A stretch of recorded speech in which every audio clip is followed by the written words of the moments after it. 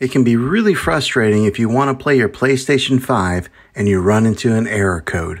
In today's tech video, I'm going to show you how to fix your PlayStation 5 error code that reads WV-109166-3.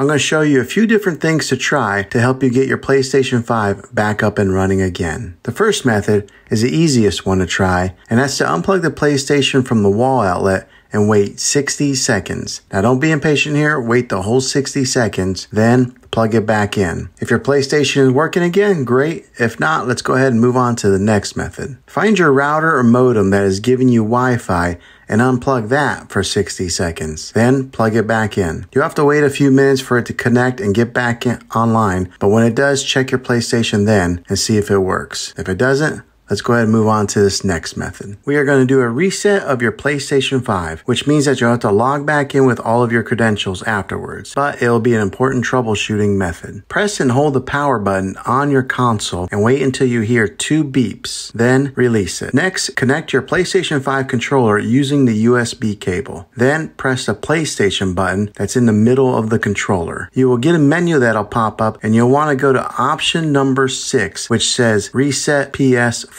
Hopefully, this fixed your problem. If this video was helpful, go ahead and click a thumbs up on it. Go ahead and subscribe to my channel. I make tech videos all the time, and I would love to have you back in the next one. Take care.